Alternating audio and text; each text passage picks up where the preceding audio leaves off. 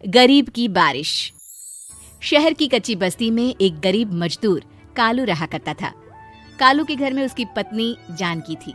जानकी लोगों के घरों में झाड़ू पोछा करके कुछ पैसे कमा लेती थी और वहीं कालू किसी तरह मेहनत मजदूरी करके 2 वक्त की रोटी का जुगाड़ कर लेता था। कुछ दिनों से हो रही बारिश के कारण कालू की मजदूरी बंद हो गई थी। अरे जानकी, इस बार तो बरसात ने हद ही कर दी, रुकने का नाम ही नहीं ले रही। कुछ समझ में नहीं आ रहा, अगर इसी तरह काम पर नहीं गया तो 2 वक्त की रोटी का जुगाड़ कैसे होगा। अरे तुम चिंता क्यों करते हो, बारिश का क्या है, 1 आध दिन में रुक जाएगी और उसके बाद में फिर से काम शुरू हो जाएगा। अरे 3 दिन तो हो गए, बरसात तो रुक ही नहीं रही है और आगे भी रुकने के कोई आसार नहीं दिख रहे। तो क्या हुआ, तुम्हारा काम बंद हुआ है ना। मैं तो अभी भी लोगों के घर झाड़ू पोछा करने जाती ही हूँ। मेरे पगार से कुछ दिन तो निकल ही जाएंगे। अरे घर का खर्चा तो हम किसी तरह चला लेंगे जानकी, लेकिन ये जो छत टपक रही है इसका क्या करेंगे। ये बात तो आपकी सही है। हमारी झोपड़ी अब काफी पुरानी हो चुकी है और इसके छप्पर में भी कई सारे छेद हो गए हैं। रात भर पानी टपकता रहता है। अरे मैं भी इसी बात से बहुत परेशान रहता हूँ, कहीं किसी दिन ज्यादा बारिश आ गई तो हमारी झोपड़ी टूट कर बिखर ना जाए। राम राम राम, ऐसी अशुभ बातें क्यों करते हो। अरे ऐसा कुछ नहीं होने वाला, ये झोपड़ी ही तो हमारा सब कुछ है। अगर यही नहीं रही तो हम जाएंगे कहाँ। ठीक है जानकी, जब तुम्हारी पगार मिल जाएगी तो कुछ पैसे बचाकर झोपड़ी के छप्पर की मरम्मत करवा लेंगे, शायद हमारी परेशानी कुछ कम हो जाए।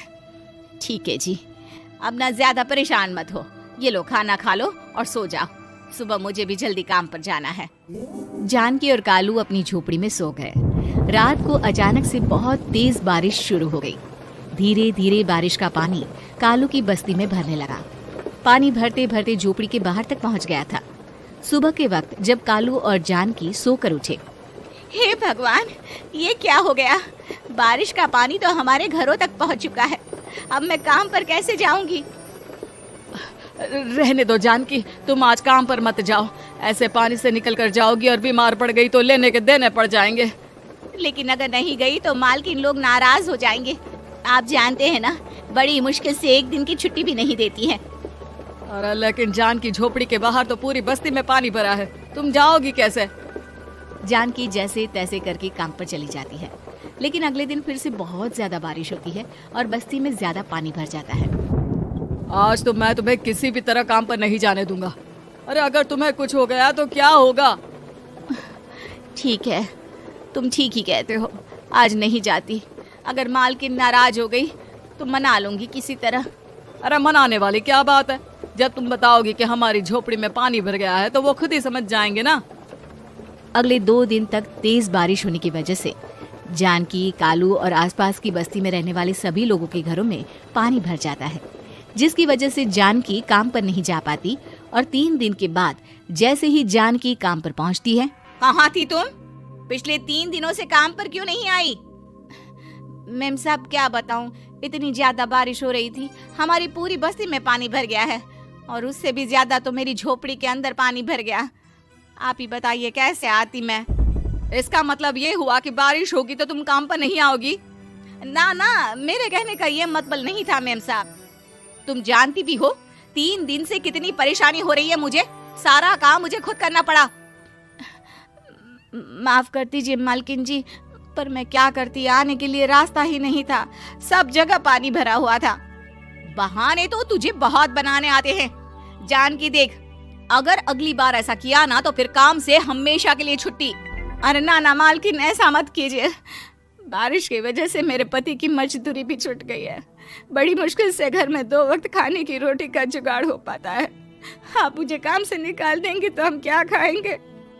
अगर इतनी ही चिंता है तो फिर रोजाना काम पर आया करो। चलो अब जल्दी से जाकर घर का सारा काम करो। बारिश रुकने का नाम ही नहीं ले रही थी। पूरे शहर में बाढ़ जैसे हालात बन गए थे, लेकिन नौकरी जाने के डर से जानकी किसी तरह रोज काम पर जाती थी। एक दिन जब जानकी काम करके अपने घर लौट आई तो अचानक उसकी बस्ती में कुछ लोगों का शोर सुनाई दिया। अरे लगता है बाहर कुछ हुआ है, मैं जाकर देखता हूँ। हाँ हाँ, पता तो कीजिए, ये बस्ती में लोग इतना शोर क्यों कर रहे हैं। बाहर जाकर कालू ने एक आदमी से पूछा, अरे क्या हुआ भाई, इतना शोर क्यों मचा रहा है। अरे क्या बताए भैया, अपने बस्ती के बाहर एक पुल टूट गया है और वहाँ पर एक कार फंसी है। थोड़ी देर में अगर किसी ने नहीं बचाया ना तो वो कार पानी में बह जाएगी। हाँ? ये क्या कह रहे हो भैया, कार के अंदर कोई है क्या? हाँ, कोई औरत बैठी है, अकेली है, बहुत रो रही है बेचारी, मदद के लिए बुला रही है। अरे तो हमें जाकर उनकी मदद करनी चाहिए ना। अरे लेकिन इसमें बहुत खतरा है, हमें अपने आप को बचाना चाहिए। पानी कभी भी हमारी बस्ती की तरफ आ सकता है। अरे तुम्हें नहीं चलना तो मत चलो, लेकिन मैं तो जाकर उस औरत की मदद जरूर करूंगा। कालू उस जगह पर पहुंचता है जहां वो औरत कार में फंसी हुई थी। वहां पर पानी का बहाव बहुत तेज था और सारा पानी कालू की बस्ती की तरफ ही आ रहा था। कालू ने एक बड़ी सी रस्सी को पेड़ से बांध दिया और दूसरे सिरे को कार की तरफ फेंक दिया और उस औरत को रस्सी के सहारे बाहर आने के लिए कहा। तभी वहां जानकी भी दौड़ती हुई आई। अरे ये तो मेरी मालकिन है, जिनके यहाँ मैं काम करने जाती हूँ। अरे मैडम जी, आप डरिएगा मत, आपको कुछ नहीं होगा। आपकी गाड़ी को भी मैंने रस्सी से बांध दिया है। थोड़ी देर में पानी का बहाव कम हो जाएगा, फिर हम आपकी कार को भी बाहर निकाल लेंगे। क्या तुम जानकी के पति हो? हाँ, जानकी मेरी ही पत्नी है, आपके यहाँ काम करती है ना। लेकिन मेम साहब, आप यहाँ पानी में कैसे फंस गई? अब क्या बताऊं, मैं अपनी सहेलियों के साथ पिकनिक पर गई थी, वहीं से लौट रही थी। अचानक पानी का बहाव तेज हो गया और मेरी गाड़ी फंस गई। अरे कोई बात नहीं मालकिन, अब ना आप बिल्कुल सुरक्षित हैं। मैं तो बहुत बुरी तरह डर गई थी। कब से मदद के लिए चिल्ला रही थी, लेकिन कोई मेरी मदद के लिए नहीं आया। भला हो तुम्हारा पति का, जिसने मेरी जान बचा ली। लेकिन जानकी, मैंने तुम्हारे साथ बहुत गलत व्यवहार किया। इतने खराब मौसम और बाढ़ में भी तुम्हें काम पर आने के लिए कहा, नौकरी से निकालने की धमकी भी दी, और तुमने मेरी जान बचाई। मुझे माफ कर दो। अरे कोई बात नहीं मालकिन, आपकी जान बचाना तो हमारा धर्म था। देखो जानकी, तुम्हारी झोपड़ी में जो भी नुकसान हुआ है उसके लिए मैं तुम्हें पैसे दूंगी। आज तुम्हारे पति ने मेरी जान बचाई है और आज के बाद मैं तुम्हें कभी भी नौकरी से निकालने की धमकी नहीं दूंगी। आज मैं तुम्हारी परेशानी को अच्छी तरह समझ चुकी हूँ। हम जैसे पैसे वाले लोगों के लिए अपने घर में बैठकर बारिश का मजा लेना बहुत आसान है, लेकिन तुम गरीब लोगों के लिए बाढ़ और बारिश काफी परेशानी खड़ी कर देते हैं। ये बात मुझे आज अच्छी तरह समझ आ गई है। आपका बहुत बहुत धन्यवाद मालकिन।